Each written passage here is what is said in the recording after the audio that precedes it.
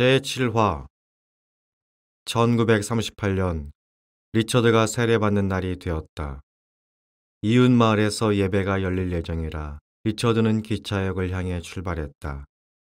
사비나는 리처드가 돌아오려면 몇 시간은 걸릴 것이라 예상했다. 그 정도면 자살 계획을 실행하기 충분했다. 자포자기한 사비나는 문을 걸어 잠그고 바닥에 쓰러져 버렸다. 그녀의 육신이 슬픔에 지쳐 괴로움에 시달리는 시간도 이제 끝을 향해 가고 있었다. 예수님, 나는 당신에게 갈 수가 없어요. 사비나가 한탄했다. 그리고 나는 리처드가 당신의 사람이 되는 게 싫어요. 이제 못 견디겠어요. 사비나는 자살로 최후 변론을 하기로 했다. 그녀는 리처드와 누릴 수도 있었던 인생에 대하여 곰곰이 생각했다. 두 사람은 높은 지위와 기회, 부를 누리며 살아갈 수도 있었다. 그러나 사비나가 이야기로 기독교는 죽으라는 명령이지 살라는 명령은 아니었다. 그리고 사비나는 자신이 원하는 인생을 살지 못할 바에야 차라리 죽는 것이 더 낫다고 생각했다. 이제 리처드는 집으로 돌아와 그녀의 시신을 발견하고 자신의 믿음이 얼마나 해로운 것이었는지 깨달을 것이다. 리처드는 세례받는 날을 사무치게 슬퍼하며 기억할 것이다. 사비나는 방구석에 웅크리고 앉아 자신의 선택에 대해 깊이 생각해 보았다. 사비나는 죽는다는 게 어떤 것일까 몇 시간 곰곰이 생각해 보았다. 그녀는 무신론과 공산주의가 약속했던 사실에 희망을 걸었다. 인생의 끝은 죽음이고 내세는 가난한 자들이 더 나은 삶을 바라며 퍼뜨린 신화에 지나지 않는다는 말이었다. 어차피 사비나는 단지 무기물과 원자로 구성된 존재일 뿐이었다. 이제 마지막 숨을 쉬면 땅에 묻혀 그냥 흙이 될 운명이었다. 그러나 리처드가 옳다면 어떻게 되는 것일까? 사비나가 마지막 순간을 기다리며 눈을 감았는데 새로운 현실에서 눈을 뜨게 되면 어떻게 될까? 더구나 그곳이 그녀가 지금 겪고 있는 세상보다 더 나쁘면 어떻게 될까? 그녀의 남편은 지옥이 있다고 믿었다. 지옥은 그리스도의 사랑을 받아들이지 않은 이들에게 준비된 곳이며 하나님에게서 영원히 분리되는 장소이다. 영원히 꺼지지 않는 불 속에서 고통당할 것을 생각하자 사비나는 불안했다. 그러나 리처드가 그녀의 시신을 발견하고 마음이 찢어질 것을 생각하니 그에 못지않게 불안해졌다. 남편은 아내를 새로 얻을까? 늘 함께 교회에 가는 기독교인 아내를 얻을까? 두 사람은 자녀를 기독교 신앙으로 키울까? 곰곰이 생각할수록 사비나의 마음이 차분해졌다. 지금 죽는 것은 아무래도 위험 부담이 너무 큰 도박인 듯 싶었다. 다른 길이 있을지도 몰랐다. 달갑지는 않았지만 서서히 심경의 변화가 일어났다. 그날 아침에 그렇게 미련 없이 끝내려 했던 삶에 다시 애착이 생기기 시작했다. 하나님이 정말 존재한다면 그분이 그녀도 사랑해 줄지 몰랐다. 사비나는 마음을 추스르고 방바닥에서 일어나 온 매무새를 가다듬었다. 그리고 퉁퉁 부은 눈으로 시계를 얼핏 보았다. 지금 서두르면 이제 막 세례를 받고 돌아오는 남편을 맞이할 수 있는 시간이었다. 기독교 신앙에서 세례는 돌아올 수 없는 강을 건넌다는 뜻임을 사비나는 알고 있었다. 세례는 구원의 상징이요. 옛삶에 대하여 죽고 죽은 자들 가운데서 일어나 새롭게 살겠다는 표시였다. 사비나는 그날 아침 리처드가 집을 떠나면서 들떠있던 것을 기억하고 꽃다발을 급하게 구해 기차역으로 달려가 남편을 맞이했다. 멈브란트 부부는 새벽까지 앉아 그날 있었던 일들을 이야기했다. 리처드는 아내가 절망하고 있다는 사실을 알고 가슴이 무너지는 것 같았다. 그러나 사비나와 이야기를 하면서 리처드는 전에 보지 못했던 어떤 변화가 아내에게 일어났음을 감지했고 사비나는 남편이 그것을 감지했음을 알았다. 그 변화는 리처드가 카르파티아 산골 요양소에서 하나님께 마음을 열기 직전에 그녀가 리처드에게서 알아차렸던 변화와 똑같은 것이었다. 그렇게 몇 개월이 지났지만 사비나의 가슴에 생긴 작은 희망은 제대로 여물지 못했다. 사비나는 그리스도인이라는 이름을 여전히 꺼렸다. 그녀는 하나님에게 점점 더 관심을 보였지만 과거의 습관을 고치지 못해 힘들어했다. 밤에 눈을 감으면 자신에 대하여 죽는 것에 관하여 생각했다. 그러나 낮이 되면 과거에 맛보았던 쾌락이 또다시 살아나 생생하게 다가왔다. 술집과 나이트클럽에서 계속 시간을 보냈고 교회에서 들은 설교보다 극장에 여전히 흥미를 빼앗겼다.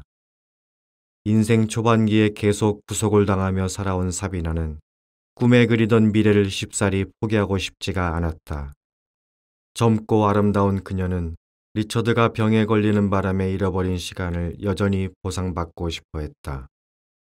리처드도 한동안 사비나의 옛 습관을 마지못해 받아주었다. 그러나 사비나는 리처드가 주로 자신의 기분을 맞춰주려고 그런다는 것을 알고 있었다. 어느 주일 저녁, 리처드가 교회에 가서 예배를 드리자고 제안했다.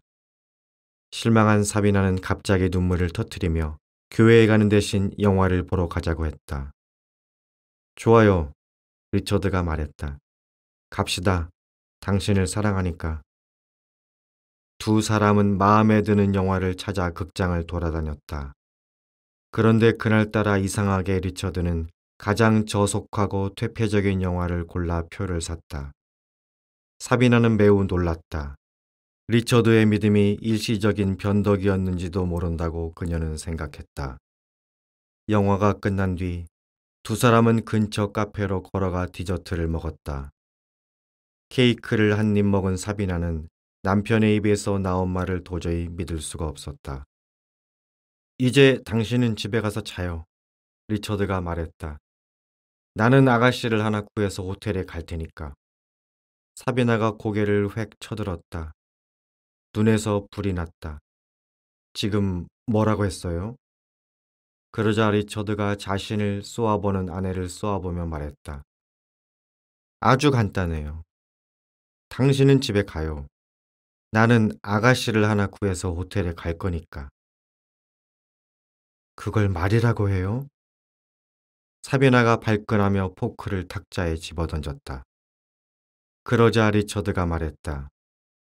하지만 당신은 나를 극장에 가게 했고 주인공이 하는 행동을 다 봤어요.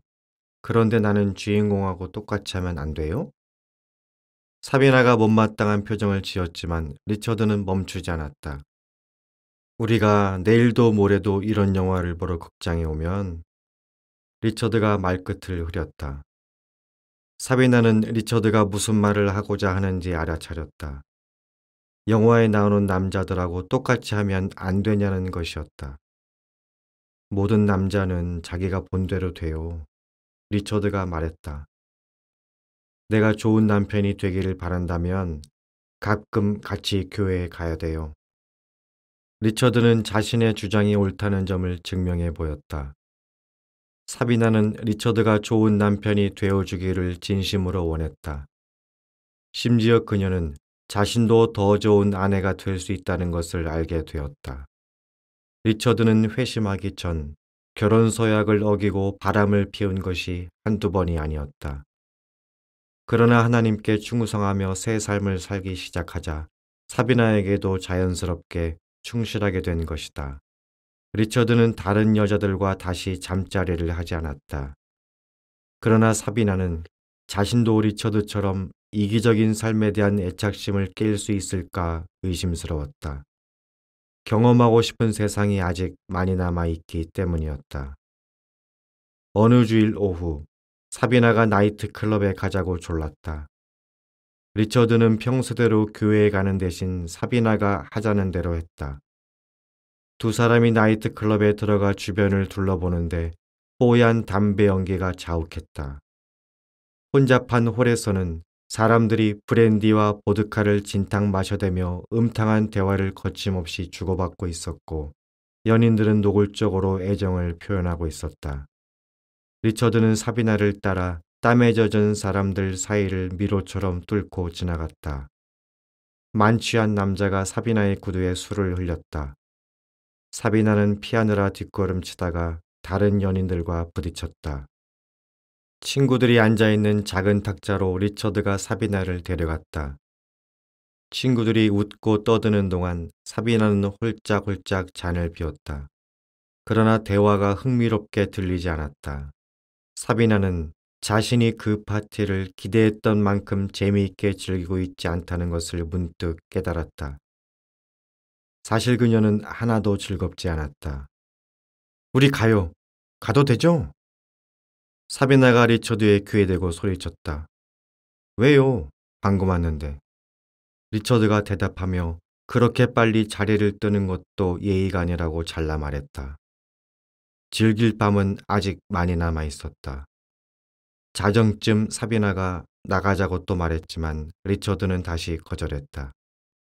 1시간 뒤 사비나가 다시 한번 말했지만 리처드는 조금 전과 마찬가지로 계속 있어야 할 핑계를 둘러댔다. 사비나는 생전 처음 나이트클럽에 정말 구역질이 났고 정남이가 떨어졌다. 그날 밤 내내 사비나는 조금도 만족하지 못했다. 마침내 리처드가 사비나의 간청에 꺾여 그녀를 데리고 복잡한 홀을 빠져나왔다. 두 사람은 문을 열고 맑은 밤 공기를 들이마셨다. 밝은 달이 하늘 높이 걸려 있었고 그 빛이 어둠 속으로 새어들고 있었다. 사비나가 전에 느껴보지 못했던 광경이었다. 사비나가 리처드에게 말했다. 리처드, 이 길로 곧장 목사님을 찾아가 세례를 받을래요. 이런 더러운 곳에 들어갔다 나왔으니 꼭 목욕하는 것 같을 거예요. 지금까지 이렇게 오래 기다렸으니 내일 아침까지도 기다릴 수 있잖아요. 목사님도 주무시게 둡시다. 리처드가 웃으며 대답했다. 리처드가 사비나의 손을 꼭 잡고 집 쪽으로 살며시 이끌었다. 나이트클럽이 그들에게서 멀어져 갔다. 이튿날 아침 리처드는 부크레슈트에 있는 성공회 선교 본부로 아내를 데려가 아덴시 목사와 앨리슨 목사에게 소개했다. 사비나가 보기에는 두 남자가 꼭 다른 세상에서 온 것 같았다. 두 사람 다 모든 것을 버리고 예수님을 따르고 있었고 사비나가 리처드에게서 보았던 것과 똑같은 열정을 갖고 있었다. 사비나는 어떻게 그들도 자신들의 과거와 결별할 수 있었을까 궁금했다. 두 목사의 이야기를 경청하는 동안 사비나의 가슴이 또다시 뜨거워졌다. 그들은 성경을 펴더니 믿음의 길로 기쁘게 발걸음을 내딛는 이들에게 하나님이 주시는 풍성함에 관하여 말하였다. 그리스도께서는 사비나가 후회하고 불만스러워하는 일들을 전부 포함하여 그녀의 과거를 회복시켜 주고자 하셨다.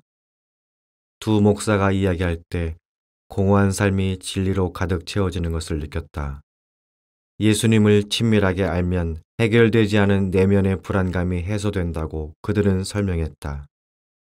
하나님은 사비나에게 새 마음을 줄 수 있었다. 새롭게 회복된 마음, 새로운 욕구 한 세트를 줄 수 있었다.